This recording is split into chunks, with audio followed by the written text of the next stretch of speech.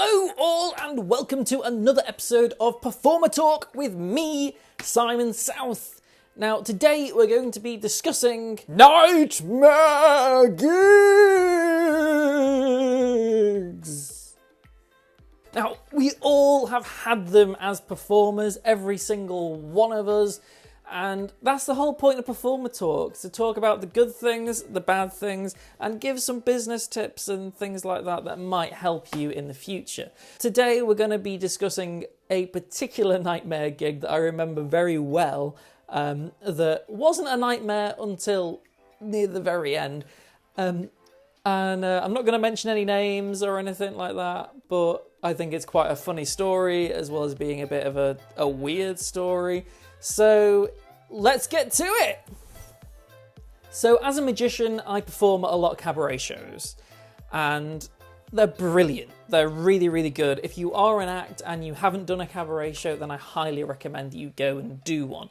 In a way, they're kind of like doing a paid open mic spot because you get the opportunity to work in your material that you might be trying out and you might not have another chance to perform it in front of an audience. So if you are, for instance, going to do a corporate gig where you're getting paid loads and loads of money, you might not want to try out that new thing because it might go wrong.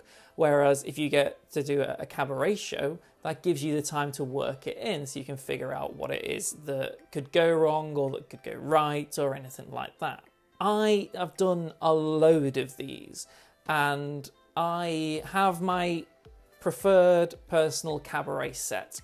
So the first half I do is a 10-15 minute magic act, and then the second half is a 10-15 minute sideshow act. For those of you that don't know what sideshow is, this is me doing some sideshow.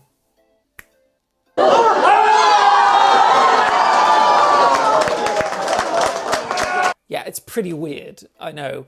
But it works really well. The fact that I add comedy to it and don't do it as a scary thing is kind of part of my unique selling point as a performer. So anyway, I turn up to do this cabaret show and it's in a pub. And the pub is massive and it has a function room and that's where we're doing the show. And it all seems really nice. It's nice and busy, there's loads of people there.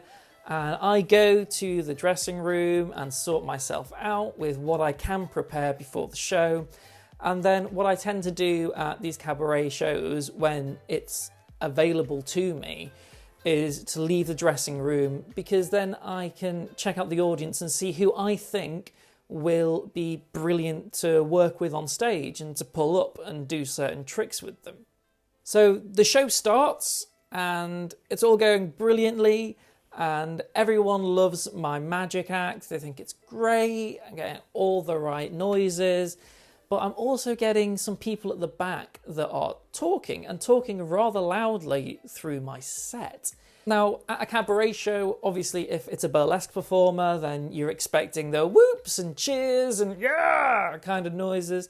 When it's a magician who's trying to do magic and tell jokes and that sort of thing, someone talking at the back can be really distracting. What I decided to do was, when the interval came around, I went and said hello to those people who were sat at the back and chatting, and I was very polite. I think that's important to notice.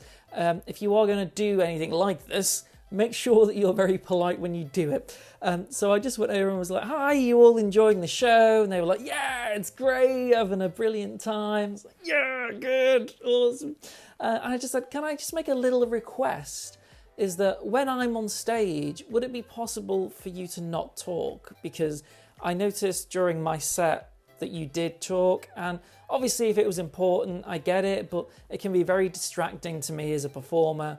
And for the audience as well, because they can hear you and they might not be able to pay attention properly to what it is I'm doing.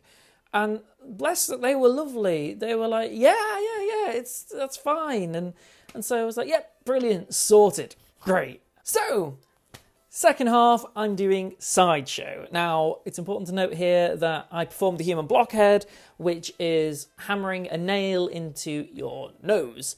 I also perform it with 2 nails. which is not normal. Well, I'm not normal anyway, but it's not the usual thing. It's usually done with one nail. Sometimes screwdrivers, sometimes power drills, and you name it, people have shoved it up their nose. So I'm at the point in my set where I have the person on stage, which happens to be a woman in this instance. They're checking one nail, I have another nail, and about to go for it, and then all hell breaks loose. A massive fight just kicks off right at the back of the audience, and I'm on stage thinking, what the hell's just happened? The woman, she runs off because it's her boyfriend that's involved in the fight, and just, I don't know what's happening. My first response is to just say, "Oh, lads, stop it!" Which of course did absolutely nothing. As you can tell, I'm a very commanding person. So why did this fight break out? It's kind of my fault.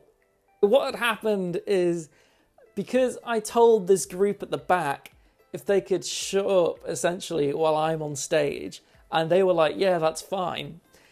There was another group of people that decided to talk whilst I was on stage. I didn't hear them, so I didn't know that this was going on.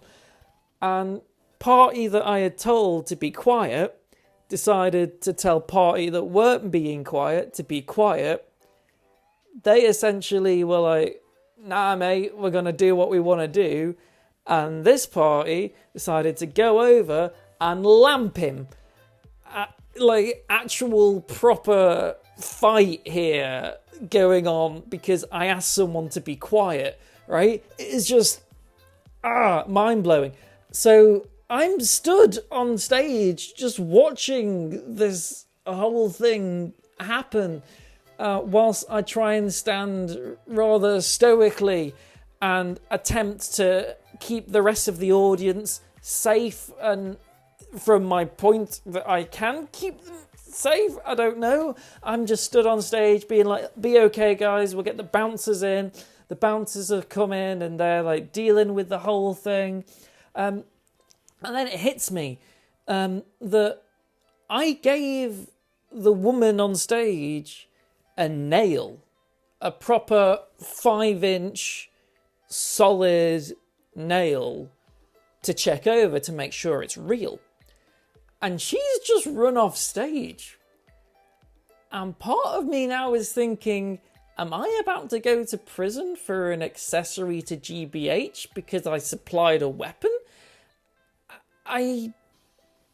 Everything is just going through my head right now, and it's so weird and such a bizarre experience, and the adrenaline coursing through my veins tells me that I'm not a runner, so I would definitely be the one to die in a horror film, because I'm just stood there trying to be a commanding presence and keep people on board with me and what I'm doing. And yeah, so the whole thing, from them starting the fight and kicking off to them being thrown out, probably was 5 minutes, something like that. But to me, because I'm literally just stood there watching the entire thing play out, it just all slowed down. And I felt like I had genuinely just been on that stage trying to think up something funny to say for 20, 30 minutes while this whole thing was dealt with. It was horrible. As I said, it definitely had nothing to do with the venue or the organizer or anyone like that. If anyone is at fault, it's at me for asking one group to be quiet. But yeah, and I somehow, after that, managed to finish my set. So, after all this had kicked off, I managed to find the nail. The woman that ran off had dropped the nail on the stage, and I just had a moment of, oh, thank God. So yeah, there was that one, that was a plus. They got thrown out, and I got someone else up on stage to check the nail. And I went through the whole thing, and I finished my set. I just walked off stage and was just like, yeah. But it goes to show that no matter what happens, you should always be professional. Because the pub since has hired me back to do my one-man show, and the cabaret organizer, I've done plenty of their shows since. And yeah, it's just important to always remember to be professional and to be able to hold yourself to a specific standard, so that you know that if something like this does go down, that you can do the right thing. And it was definitely one of the most scariest moments in my career, but it taught me a lot about myself and how I managed to react in those certain circumstances. Now, if that story isn't worth giving this video a like, I don't know what is. Please do like, subscribe to the channel, leave a comment. It all helps the wonderful YouTube algorithm-y thing to pick everything up and promote it to the top so that I can eventually get money from this, which would be lovely. But yes, please do. And if you want to hear more horror stories like that one, I have plenty to tell you. So please leave a comment and say that you do want to hear some more. If you do, it'd be very appreciated. So yes, enjoy the rest of your day, evening, morning, or wherever you are in the world. Have a good one, and I will see you on the next video. See you later, guys. Thank you very much.